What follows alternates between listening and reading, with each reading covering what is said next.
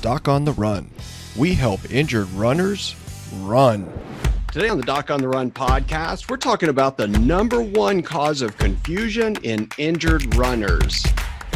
All right, so listen, I was recently doing this presentation that I mentioned, and one of the things I really thought about when I was putting that together is like, why do runners always go wrong? How is it that they get injured? They know all of this stuff about training, all of this stuff about running biomechanics and form and nutrition and everything else, and then get injured and have to call me even after they've seen doctors.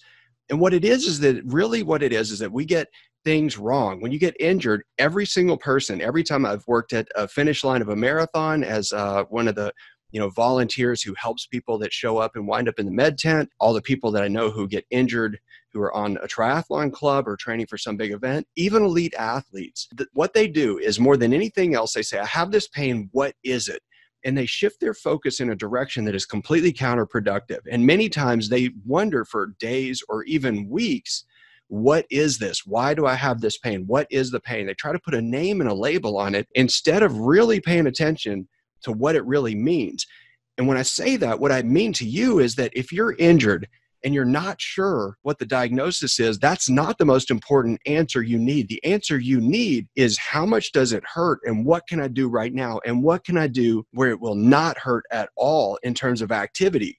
Because you have to remember that above all else, when you're a runner and you're trying to train and you put so many months of time into training for an event and building your fitness and building that base of aerobic fitness, it is very easy to lose quickly.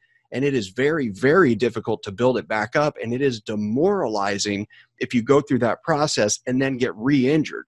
So what you have to do immediately is start figuring out what can you actually do and how bad does everything hurt with everything that you try? Because these are going to be guiding principles and the things that actually sort of focus and channel your energy so that you can maintain your fitness, because you have to have a measure on what to do. And the unfortunate reality is that many of these runners who've been off for months, they've been in a fractured walking boot for 4 weeks or 6 weeks or 12 weeks, and they get pressed and they get bummed out and they think their doctor's doing a terrible job because they're still in a boot. And then they call me for a second opinion. The first thing I do is I ask them, how much did it hurt right afterward? Most of the time, they have no idea. They don't know. This is sort of like if you go back at your training log and you look at when you first started training, what your pace is, you record that. You look at what your heart rate was, you record that. And then when you're actually getting in your big building blocks, you have those things to use to compare to see whether or not you should put more or less effort into your training to make sure that you continue to progress without getting an overtraining injury and without getting sick. And those are the things that you need when you're actually trying to advance your activity level and maintain your running fitness while you're injured. And sometimes it takes a while to get a diagnosis. It may take you days or weeks to get an appointment with a doctor. It might take you months if you have to get an MRI in Canada. It could take a year, who knows? But you have to go on the information that you have that's useful for you.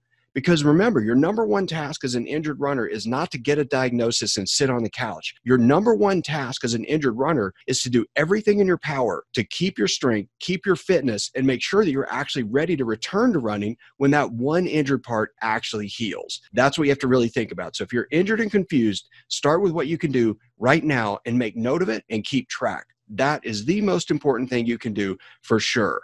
If you need additional help, get it. But go through the 12 steps presentation, go through it, talks step by step what I would actually do. So go through that. And I think that'll give you a lot of ideas on what you can actually do right now to make sure that you're moving in the right direction and not just sitting there wasting away. So go check it out. It's at docontherun.com/12 steps. Thanks for listening. Doc on the Run. We help injured runners run.